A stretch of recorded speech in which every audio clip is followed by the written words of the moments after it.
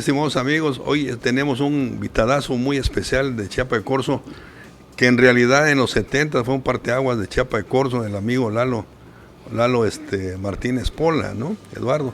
Pero pues todo el mundo le decimos Lalo, Lalito, pues ahora ya no es Lalito, ya es Lalote, ¿no? Entonces, la parte importante fue en el deporte, aparte de que su papá pues hizo muchísimas cosas aquí en el estado y en el pueblo mismo, ¿no? Dando a conocer muchas cosas que en realidad pues no conocemos, y esperemos, Lalo, aquí que nos apoye. Pues una plática de tu infancia de los 70, Lalo. Los 70 es la época de la secundaria. Yo entré precisamente, somos de la generación 70-73, y cumplimos 50 años de ese año, estamos festejando. Sí, claro. Hicimos una reunión,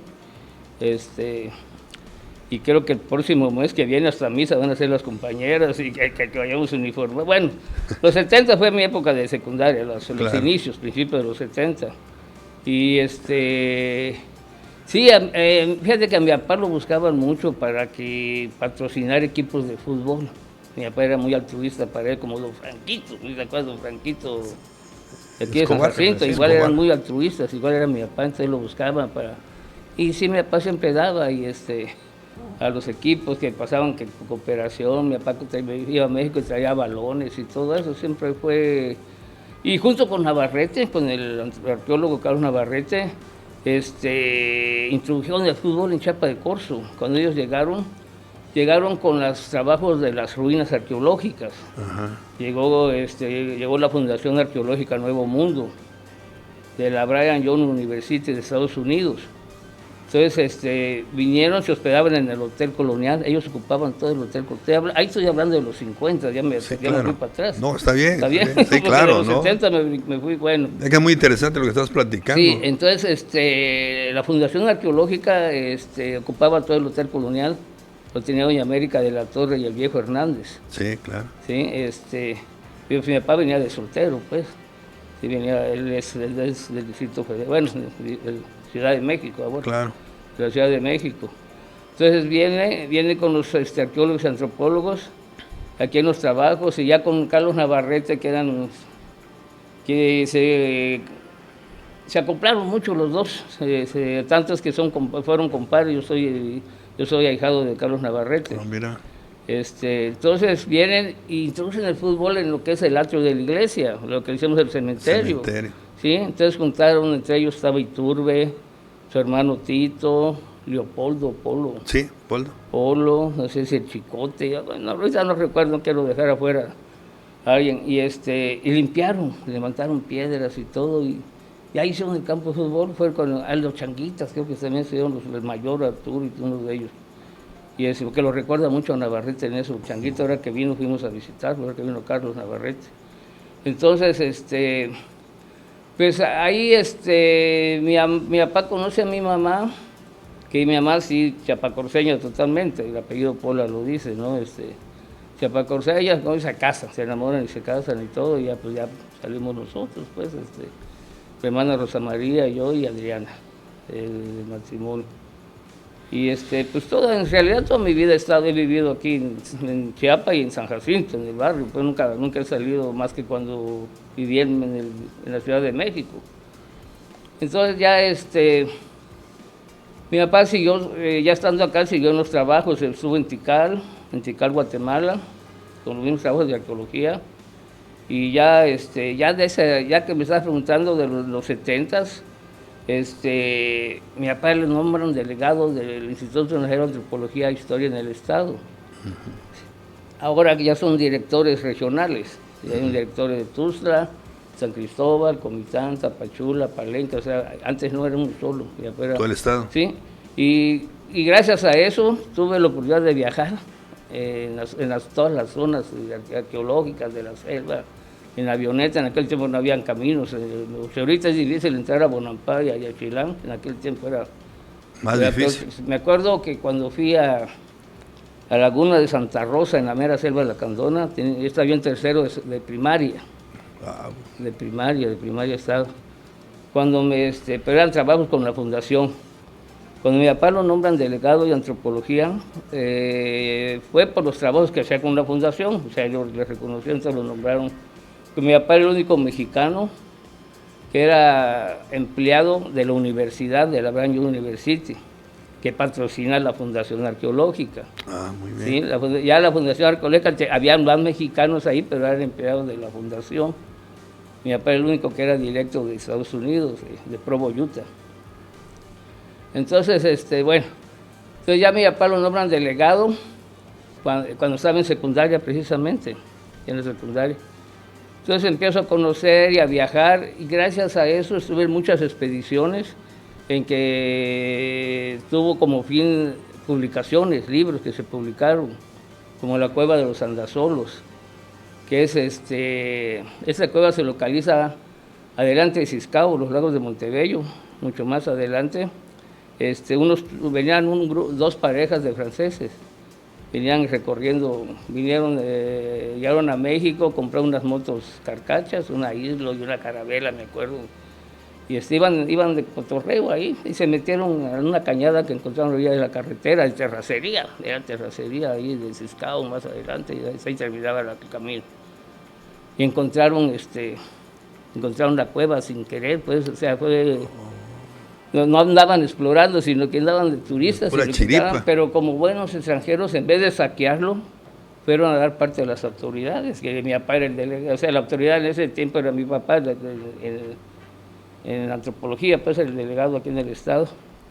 Le avisan, todavía mi papá muy sin ganas, pues ya de haber encontrado algo, donde quiera hay cosas, pues, claro, pero no saben la magnitud. Y te dice, bueno, pues veamos mi papá todavía para no organizar, no perder tiempo, días hábiles, organiza un fin de semana para ir a verlos. Y ya llegan los franceses a mi casa, llegan sus motos, y mi papá trae un safari de antropología, Dios Volkswagen Safaris. Y ahí nos vamos, y ahí me pego, y mi papá me llevaba, y ahí nos vamos hasta la cueva, lo que era la cueva de los Andasolos. Llegamos y mi papá empieza a ver pues, los hallazgos, pues, unas ofrendas, unos monolitos, unas urnas funerarias grandotas. Era como una chimenea, no era tanto como cueva, era como una chimenea que tenemos que bajar con una cuerda. Y Navarrete acaba de llegar a su rancho que tiene ahí en Chincultic, por la zona. Estamos por Ciscao, Chincultic está antes. Acaba de llegar caminando Navarrete de Guatemala, venía con su mujer, en ese tiempo era Socorro Cancino, su esposa. Me dice, papá, ¿sabes qué? Vete por Carlos, ya está ahí en su rancho, dice. Ha de haber llegado, porque tal día llegaba de Guatemala, vienen caminando por la selva, otro loco, pues, viene caminando por la selva. Ok, le digo, y empezaba a manejar, pues, y como era carretera de terracería y poco tráfico, me dijo, mi papá, llévate el safari, cabrón.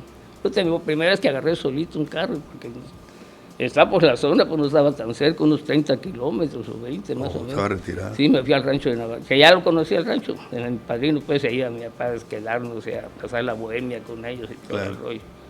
Y ya llego y ahí estaba ahí con Socorro, pues. Oye, es que mi papá está en tal lado, ¿y qué haces aquí? No, pues esto y esto que vamos. ¿Será? ¿No sabes qué es que Socorro viene enferma, que caminamos, tiene diarrea y bla, bla, bla, y todo eso? Le digo, pero yo ya sabía de la magnitud del hallazgo, no, vamos, te conviene, y de lo que como chamaco te estaba en primero, segundo y secundaria en ese tiempo. No sé con eso, pues convencí a Navarrete, a su esposo, a que fuéramos. No creo que Socorro se quedó, nada más Navarrete fue conmigo. Y ya nos vamos, pues, y sí, pues, se empiezan a...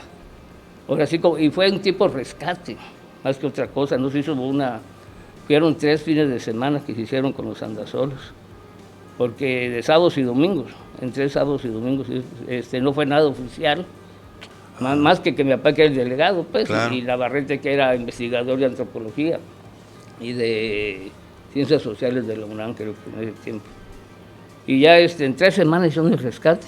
Ahorita, y bueno, se publicó, no sé si se ve, La Cueva de los Andasolos, de Eduardo Martínez y Carlos Navarrete. Que una vez tuve un café rock aquí en el parque, sí, estuve en Bularia, que le puse La Cueva de los Andasolos. Sí, los Andasolos, me acuerdo. Sí, que ya los cuates le pusieron La Cueva de los Andabolos, pero ya fue por experiencia. Sí, ya fue por experiencia. Porque por conocimiento de cada más que por experiencia. Y ya, bueno, ya entonces ya se publica eso. Gracias a eso tuve acceso a muchas expediciones, campamentos, las vacaciones que tenía, me iba con mi papá de campamento, la zona arqueológica de Lagunas de Colón, lo que es Lagartero, Ponampaya, Chilán, Cuneta, Izapa, y toda esa zona. Caminaste todo el estado. estado. Todo, gracias a que tuve la oportunidad con mi papá, y a veces iba de cadeneto, ni nada, estuve con la misión arqueológica francesa.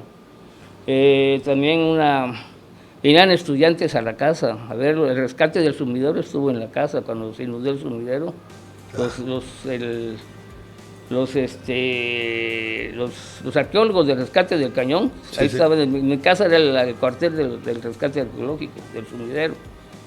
Y ya pero antes de eso, antes del rescate, Jean de Vos, un jesuita, un padre jesuita, radicado en San Cristóbal, amigo de mi papá, investigador, vamos a la expedición, mi amigo de mi papá se organiza en la expedición al lugar donde fue la batalla del sumidero, la famosa batalla del sumidero. Aquí quiero precisar mucho porque hay una versión equivocada que el pueblo lo tiene y lo tienen así como un concepto cierto, que fue una batalla que prefirieron aventarse antes de ser esclavos, a ser sometidos por los españoles. Cosa que es falso, porque ellos no tenían el concepto de que voy a ser héroe, pero primero muerto que ser esclavo. No, en su mente, no, en su cosmovisión de ellos no tenían esa cosa de heroísmo, ese heroísmo, ¿no? Ellos actuaban casi por instinto, ¿no? Se defendían, eran unos guerreros. Claro. Entonces no iban a... Entonces, acompaño a mi papá, allá en De Vos, iba la arqueóloga Susana Elco, una arqueóloga americana que era hija del director del Museo de Historia de Nueva York, una arqueóloga, creo que vive en San Cristóbal, no sé si viva todavía, porque ya debe estar muy grande, si es que vive. Y Jean de Vos y Guti Buterespacher, que es el de la lancha, la única lancha que había. Estimados amigos, esto creo que lo vamos a continuar porque está muy interesante y yo creo que sí lleva un poco de tiempo, ¿no? Explicar lo que quiere decir aquí el amigo Lalo. Y está muy interesante lo que dice, ¿no? Porque en realidad... Me extiendo mucho. No, estás muy bien. Lo que estás explicando, Lalo, es otra cosa que nosotros, como dices, no logramos entender a veces. Sí. Pero porque lo que estás diciendo pues es muy digerido y hay escrito, me imagino, de los señores que tú estás platicando, ¿no? Claro. Y todo eso, y es bueno que se den a conocer. Ya pienso que es un momento que todo lo que tú estás platicando, lo que hizo tu papá, el señor Navarrete y los otros arqueólogos que están haciendo, que se den a conocer de diferentes formas, no como todo el mundo investiga y lo cierra y ahí se queda, ¿verdad? Entonces sí nos gustaría, ¿no? Que nos siga explicando. Estamos amigos, regresamos. Dios.